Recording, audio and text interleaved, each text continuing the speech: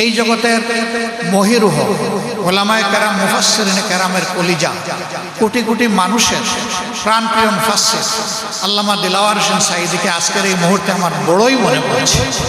আমাদের কাফেলা তো একটা, শহীদের খুনে গড়ায় সংগঠন, একটি দেহের মাঝে লাখো প্রাণের বাস, কেন সে প্রাণে আজ বিভেদ ভাঙো, কেন সে প্রাণে আজ বিভেদ ভাঙো।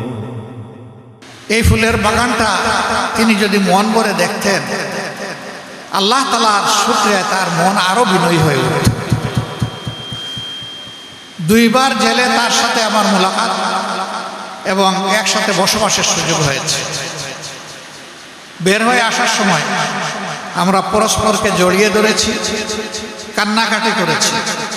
এই কান্নাকাটি এই কারণে ছিল না যে তিনি মৃত্যুর হাত থেকে বাঁচতে চান, বরঞ্চ আফসোসের জায়গা থেকে যে তিনি কি আরেকটি বার গিয়ে বাংলাদেশের মানুষকে কোরআনের একটি আয়াত শোনাতে পারবেন। তিনি দুইবারই বলেছেন, আমি দোয়া চাই দুটো, একটি হচ্ছে আল্লাহ যেন তাফসিরের ময়দানে একটা মিনিটের জন্য হলে আমাকে আবার ফিরিয়ে নেয়, দ্বিতীয়টা আল্লাহ পাক যেন আমাকে তার ঘরটুকু শেষবারের মতো আমাকে তাওয়াফ করার তৌফিক দান করেন। বান্দার সকল আশা দুনিয়া পূরণ হয় না। আল্লাহ তাআলা সাবিরিনদের জন্য আখিরাতে তার জিম্মায় অনেক নিয়ামত রেখে দিয়েছেন। মহান মুনিবের দরবারে আমাদের আরজ, আল্লাহ যেন বান্দার সমস্ত নেক অবশিষ্ট হাজতগুলো পুরা মাত্রায় নয়, বারাকা দিয়ে পরিপূর্ণ করে দেন।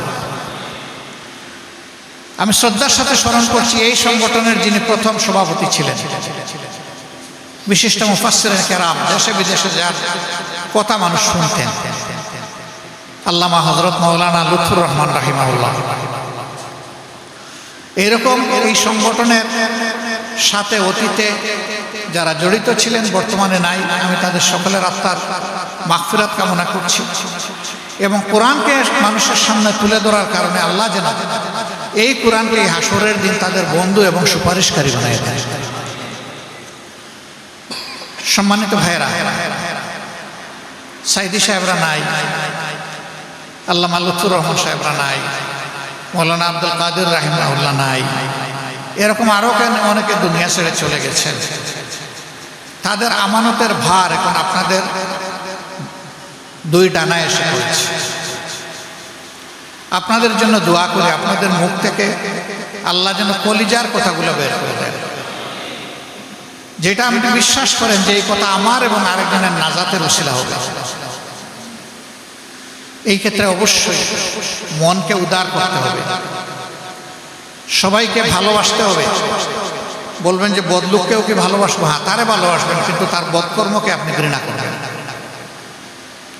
তারে যদি আপনি শত্রুর কাতারে ফেলে দেন, তার কাছে দিনের দাওয়াত কালিমার আওয়াজ নিয়ে যাবেটা কি? আপনার সম্পর্ক যদি মুখ না দেখা দেখির হয়, পরস্পর থেকে দূরে থাকেন, তাহলে সমাজ থেকে হযরতে উমর এবং খালিদ বের হয়ে আসবে কিভাবে? এই রাস্তা বন্ধ করা যাবে না, এই রাস্তা খোলা রাখতে হবে। আমার প্রিয় ভাই রেজাউল করিম আবরার তিনি বলে গেছেন যে আমাদের মধ্যে চিন্তাগত বহু পার্থক্য থাকবে এবং তিনি বলছেন যে এটা চলতেই থাকবে, এটা বন্ধ হওয়ার বিষয় না। অতীতেও ছিল, এখন আছে। খোদ নবী করিম সাল্লাল্লাহু আলাইহি সাল্লামের মজলিসে আমেলায় বা যারা আহলুর রায় ছিলেন, তাদেরও সকলের মত একই ব্যাপারে একই ধরনের ছিল, তারাও ভিন্ন ভিন্ন মত দিয়েছে। আখিরাত মাবুদের ইশারায় রাসূল করিম সাল্লাল্লাহু আলাইহি সাল্লাম উত্তমটাই কবুল করেছে এবং এতে আল্লাহ তাআলা সন্তুষ্ট হয়ে বারাকা দান করেছে। সুতরাং মতের ভিন্নতা থাকা কোনো অপরাধ না, এটা থাকবে, কিন্তু আমাদের মতের কোনো ভিন্নতা নাই যে কোরআন আল্লাহ তাআলার কিতাব। আমাদের কোনো দ্বিমত নাই নবী করিম সাল্লাল্লাহু আলাইহি ওয়াসাল্লাম তার রসুল এবং শেষ পয়গম্বর। আমাদের কোনো দ্বিমত নাই যে রসুল করিম সাল্লাল্লাহু আলাইহি সাল্লামের হাতে তিলে তিলে সাহাবায়ে কেরাম গড়ে উঠেছিলেন এবং তারাই হচ্ছেন আমাদের সামনে সোনার মানুষ। এই সমস্ত বিষয়ে আমাদের কোনো দ্বিমত নাই। আমাদের কোনো দ্বিমত নাই এই দুনিয়ার সফর শেষ করে আল্লাহ তাআলার কাছে গিয়ে সবাইকে হাজিরা দিতে হবে এবং যার যার আমল নিয়ে সবাইকে দাঁড়াতে হবে। আরেকজনের আমল নিয়ে আমি দাঁড়াতে পারবো না। এটা পাপ হোক পুণ্য হোক যেটাই হোক আমারটা নিয়েই আমি দাঁড়াবো। এই সমস্ত বিষয়ে আমাদের কোনো দ্বিমত নেই। আল্লাহ তাআলা জান্নাত এবং জাহান্নাম চূড়ান্ত বিচারের পরিণতি হিসাবে তৈরি করে রেখেছেন, এইগুলোর ব্যাপারে কোনো দ্বিমত নাই। অতএব আমাদের দ্বিমতের জায়গাগুলো মৌলিক কোনো বিষয় নয়, এটি আনুষঙ্গিক বিষয়। সেই বিষয়গুলো রেখে অতীতের আমাদের সম্মানিত মুরব্বিয়ানে কেরাম যেভাবে দায়িত্ব পালন করেছেন, মুসলিম উম্মার স্বার্থে আল্লাহ যেন একইভাবে আমাদেরকে এখন দায়িত্ব পালনের তৌফিক দান করেন। আমরা সকলেই মুসলিম, বিশেষ করে এই দেশের ইসলামপন্থীরা বেশি মুসলিম।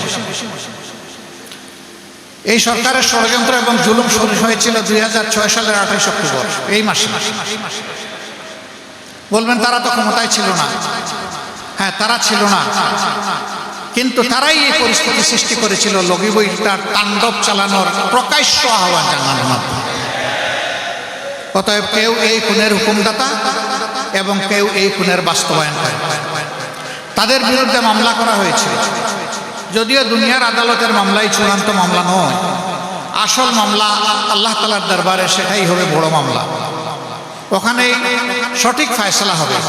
দুনিয়ার আদালতে ফয়সালা সঠিকও হতে পারে, বেঠিকও হতে পারে। ক্ষমতায় আসার পরে তারা আদালতকে প্রভাবিত করেছেন, কিন্তু এই মামলা ফেস করার সৎসাহস তাদের ছিল না বলে মামলাটা তারা শেষ করে দিয়েছে। এই যে মামলা শেষ করে দেওয়ার মাধ্যমে খুনিদেরকে উৎসাহিত করা হলো, উপহার দেওয়া হলো, তাই বাংলাদেশের জনগণ পরবর্তী 15.5 বৎসর হাড়ে হাড়ে টের পেয়েছে। তারা আমাদের সামরিক অফিসারদেরকে হত্যা করেছে পিলখানায়, তারা বিডিআরকে ধ্বংস করেছে, পুরো একটা বাহিনীকে। তারা পরবর্তী পর্যায়ে জামাতে ইসলামীর উপর আঘাত দিয়েছে, আমাদের শীর্ষ নেতৃবৃন্দকে তারা খুন করেছে বিচারের নামে প্রহসন করে। এরপরে যে খুনের ধারা শুরু হলো, হয়তো কেউ কেউ তখন ভেবেছিলেন যা যায় বাতাস এবং ঝড় জামাতের উপর দিয়ে চলে যাবে। আমরা বলেছিলাম এই ঝড় শুধু জামাতের জন্য আসে নাই, এই ঝড় গোটা জাতির জন্য এসেছে। ঐক্যবদ্ধভাবে যদি এই ঝড়ের সামনে আমরা না দাঁড়াই, তা আমরা কেউ এই সমস্ত হায়নাদের হাত থেকে রক্ষা পাবো না। আমরা কথা শোনাতে পারি না। কোনো দলকে বলেছিলাম আমাদের মাথা ধরেছে, আপনাদেরও মাথা ধরবে, লেজ ধরবে না, তৈরি থাকুন। হ্যাঁ, যদি যুদ্ধটা এখানে শেষ হয়ে যায় সম্মিলিতভাবে সবাই একসাথে দাঁড়িয়ে, তাইলে মাথা লেজ কোনোটাই ধরার আর দুঃসাহস দেখাবে না। আমরা বুঝাতে পারি না। তারপরে সবাই আমরা ধরা খেয়েছি, দফায় দফায় ধরা খেয়েছি। সেই 5ই মে 13 সাল কি ঘটলো শাপলা চত্বরে, গোটা বিশ্ববাসী তার সাথে। রাতের বেলা আলো নিভিয়ে যা করা হয়েছে তা ছিল এই জামানার নিকৃষ্টতম অপরাধ। সম্মানিত ভাইয়েরা, আর সর্বশেষ তাণ্ডব ছিল 2024 সাল। জুলাইয়ের 1 তারিখ থেকে শুরু করে আগস্টের 5 তারিখ পর্যন্ত জাতির উপর এরা চরম জুলুম করেছে। আমরা কি আরো জুলুম দেখার জন্য প্রস্তুত হব, নাকি জুলুমের রাস্তা বন্ধ করার জন্য তৈরি হব? এ রাস্তা বন্ধ করে দিতে হবে ইনশাআল্লাহ। এবং এটা এদেশের সম্মিলিত ইসলামী শক্তি পারবে, আর কেউ পারবে না। আমি নিশ্চিত সকলে পরীক্ষিত, কেউ কি এটা বন্ধ করে নাই। এইটা বন্ধ করার দায়িত্ব এবং আল্লাহ তাআলার পক্ষ থেকে শক্তি প্রাপ্ত হয়ে এই বন্ধ করার সামর্থ্য একমাত্র ইসলামী শক্তির আছে ইনশাআল্লাহ। এখানেই প্রয়োজন জাতীয় ঐক্যের। মতপথের ভিন্নতা রেখে আমাদের সকলকে আল্লাহর পথে এক হয়ে দাঁড়ায় যেতে হবে ইনশাআল্লাহ। আমরা যদি সম্মিলিতভাবে দাঁড়াই, আল্লাহ তাআলা চাইলে একটা সোনালী বাংলাদেশ আমরা পাব। প্রসঙ্গক্রমে এখানে আরেকটি কথা বলতে চাই। ইসলামের নামে বিভিন্ন স্কুল অফ থট আছে, বিভিন্ন ধরনের চিন্তা আছে, আমরা জানি। কিন্তু রাসূল করিম সাল্লাল্লাহু আলাইহি সাল্লাম নিজের থেকে বলেছেন, আমার সামনে যদি আমলের দুইটা রাস্তা খোলা থাকে, একটা সহজ আর একটা কঠিন, আমি আল্লাহর রাসূল হিসাবে আমি সহজটা বাছাই করি, আমি কঠিনটায় পা বাড়াবো না। 2 নম্বর, রাসূল করিম সাল্লাল্লাহু আলাইহি সাল্লাম তার শাসন ক্ষমতা হাতে পাওয়ার আগ পর্যন্ত কোনো অন্যায়ের প্রতিশোধ নিজেও নেননি এবং কাউকে নিতেও দেননি। তাহলে বিচার হবে রাষ্ট্রীয় ব্যবস্থাপনা, হাতে আমরা আইন তুলে নেব না। আমরা যদি হাতে আইন তুলে নেই তাহলে রাষ্ট্রের সর্বত্র বিশৃঙ্খলা দেখা দেবে। সবচেয়ে মজলুম দল জামাত ইসলামী। আমরা আমাদের প্রিয় ভাইদেরকে বোনদেরকে অনুরোধ জানিয়েছিলাম যে আমাদের প্রতি জুলুমকে চেপে রাখুন, ধৈর্য ধরুন, শান্ত থাকুন, দেশকে তার মূল ধারায় ফিরিয়ে আসতে সাহায্য করুন। রব্বুল আলামিনের শুকরিয়া, 56,000 বর্গমাইলের বাংলাদেশে কোথাও আমাদের বিরুদ্ধে কোনো প্রতিশোধ নেওয়ার কোনো অভিযোগ নাই। কোথাও কারো সম্পদের উপর আমাদের কুনজর পড়েছে এর কোনো অভিযোগ আমাদের কাছে আসে না। কোথাও কারো কাছে দলবাজি চাঁদাবাজি করে মানুষকে অতিষ্ঠ করে তোলা হয়েছে এরও কোনো অভিযোগ আসে না। এর মানে আমি এটা দাবি করছি না যে আমরা সকল ভুলের ঊর্ধ্বে। হয়তো আমাদের ভুল আছে, আল্লাহ তাআলা তার মেহেরবানি দিয়ে এটা ঢেকে রেখেছেন, আলহামদুলিল্লাহ। আমাদের অঙ্গীকার থাকবে যে আমরা জানা অবস্থায় কোনো ধরনের সীমা লঙ্ঘন করব না, কার হক নষ্ট করব না, দল ধর্ম নির্বিশেষে মানুষকে আমরা রেসপেক্ট করব, জোর করে আমাদের দিন কারো উপর আমরা চাপাইয়ে দেব না। আল্লাহ এই এখতিয়ার এবং দায়িত্ব আমাদেরকে দেন না, বরঞ্চ দিনের সৌন্দর্য আমলের মাধ্যমে ফুটিয়ে তুলে আমরা বিশ্ববাসীর চোখ খুলে দেওয়ার চেষ্টা করব যে এখানেই মানবতার মুক্তির ঠিকানা, এর বাইরে কোথাও নেই। এই জন্য প্রয়োজন ইনসাফ, আর ইনসাফের গ্যারান্টি দিতে পারে একমাত্র আল্লাহর বিধান, আর কেউ দিতে পারে না। আর যত বিধান রচনা হয়েছে নির্দিষ্ট ভাষাভাষী জাতির জন্য, দেশের জন্য, বিশ্বের জন্য বলা যাবে না। সবাই নিজের দিক দেখে এটা রচনা করেছে। আর মহান স্রষ্টা সমস্ত মাখলুকের যিনি খালিক, শুধু মানব জাতির জন্য নয়, তার সৃষ্টির ভারসাম্য সৌন্দর্য সৃষ্টিতে ইনসাফ কায়েমের জন্য সর্বশেষ বিধান দিয়েছেন আল্লাহ রাব্বুল আলামিন। এবং এটাকে আল্লাহ তাআলা মুকাম্মেল নিজামে হায়াত হিসাবে এই উম্মতকে প্রিয় নবী সাল্লাল্লাহু আলাইহি সাল্লামের মাধ্যমে উপহার দিয়েছে। সূরা মায়েদার 3 নম্বর আয়াত আমরা অনেকেই পড়েছি, এর অংশ বিশেষ। আউযু বিল্লাহি মিনাশ শাইতানির রাজীম। আল ইয়াউমা আকমালতু লাকুম দীনাকুম ওয়া আতমামতু আলাইকুম নি'মাতি ওয়া রাদিতু লাকুমুল ইসলাম দীনা। এই ছোট্ট জায়গাটির মধ্যে গোটা বিশ্ব ঢুকে গেছে। সমস্ত সৃষ্টির জন্য আল্লাহ তাআলা এটাকে উপহার হিসেবে দিয়েছেন। Enough is enough. আলহামদুলিল্লাহ, আমরা সেদিকেই আগাবো। আমরা ওইটাকে পথ হিসাবে, পাথেয় হিসাবে আমরা অবলম্বন করব। এর বাইরে কোনো কিছু আমাদের প্রয়োজন নেই। যত চ্যালেঞ্জ আসবে, চ্যালেঞ্জের জন্য বন্ধু হয়ে কেউ আমাদের পাশে দাঁড়ায়, আমরা তাদেরকে কৃতজ্ঞতা জানাবো। কিন্তু আমাদের জন্য আল্লাহ তাআলাই যথেষ্ট। হাসবুনাল্লাহু নি'মাল ওয়াকিল, নি'মাল মাওলা ওয়া নি'মান নাসির। সম্মানিত ভাইয়েরা, তাফসীরের মাহফিল সামনে আসছে, আমরা যেন সুন্দরভাবে আমাদের ইয়াকিনের জায়গা থেকে কোরআন এবং হাদিস মোতাবেক মানুষের রুহানি খোরাক উপস্থাপন করতে পারি। আপনাদের মাধ্যমে আল্লাহ যেন এই তৌফিক দান করেন। কোনো জায়গায় বক্তব্য রাখতে গিয়ে জনতার উপস্থিতি আমাদের যেন অতি আবেগে উচ্ছ্বাসে আমাদের গতি হারিয়ে না যায়। আমরা যেন আমাদের ঠিকানাটা ধরে রাখতে পারি, আমরা যেন যথাযথ হুঁশ বজায় রেখে আমরা কথা বলতে পারি এবং চূড়ান্ত কথা কেউ যেন বলতে না যায়। দেশে অনেকে বলে যে ইসলাম এইভাবে কায়েম হবে না আপনারা যেভাবে মনে করেন। আলহামদুলিল্লাহ, বাংলাদেশের প্রতিষ্ঠিত সব কয়টি মূলধারার ইসলামী দল মনে করে যে নিয়মতান্ত্রিক পন্থাই আমাদেরকে চূড়ান্ত চেষ্টা করতে হবে। এর বাইরে যারা চিন্তা করেন তাদের কোনো দায় মূলধারার এই দলগুলা নেবে না। আমরা তাদেরকেও অনুরোধ করব যে আপনারা আরও নিজেদেরকে বোঝার চেষ্টা করুন, আল্লাহর কোরআনকে আরও বোঝার চেষ্টা করুন।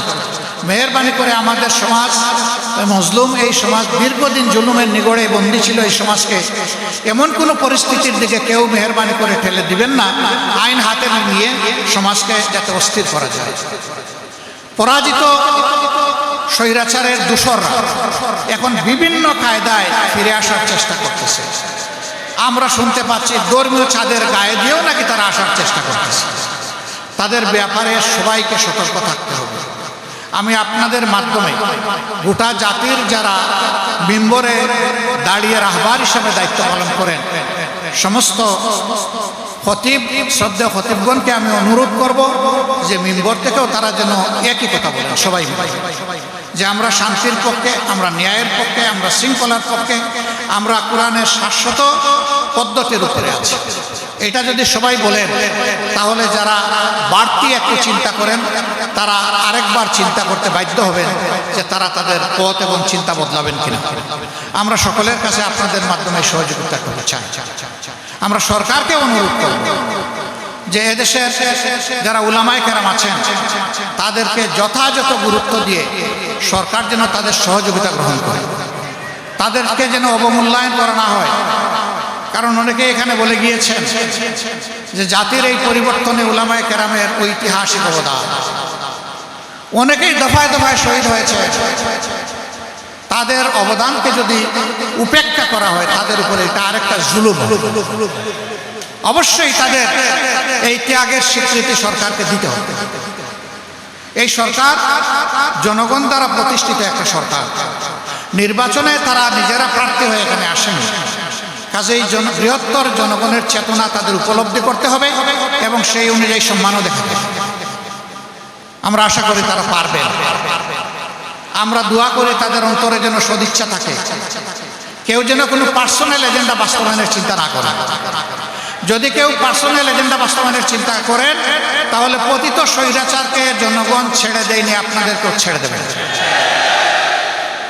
আর আপনারা যদি জনগণের চেতনাকে ধারণ করে সামনে আগান, 18 কোটি মানুষের 36 কোটি হাত আপনাদের পাশে থাকবে ইনশাআল্লাহ।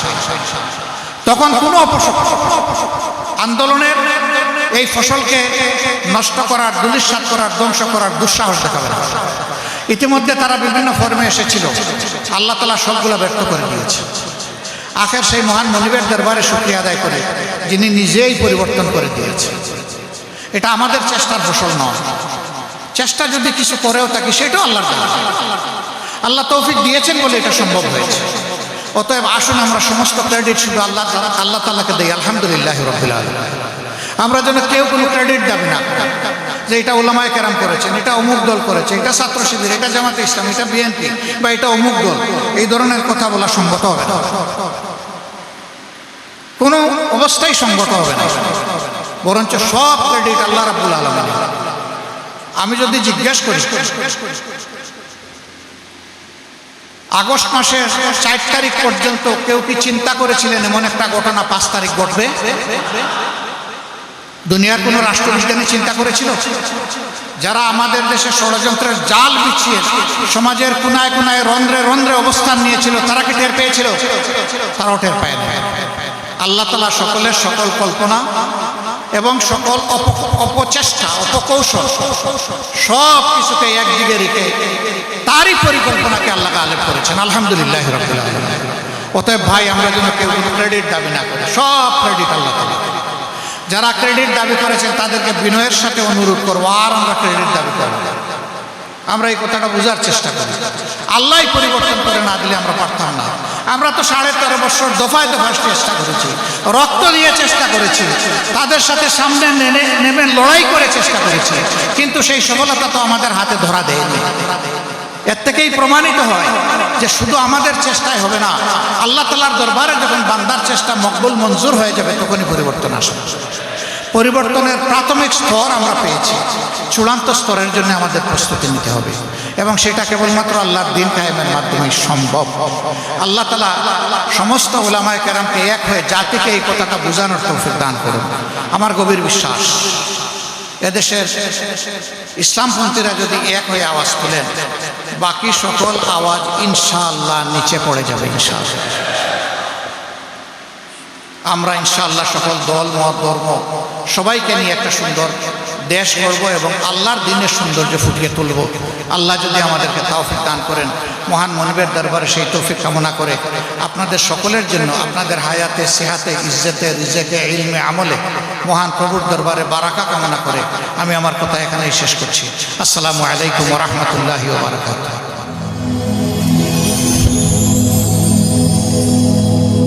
Rose TV 24. Enjoy by listening to the Holy Quran.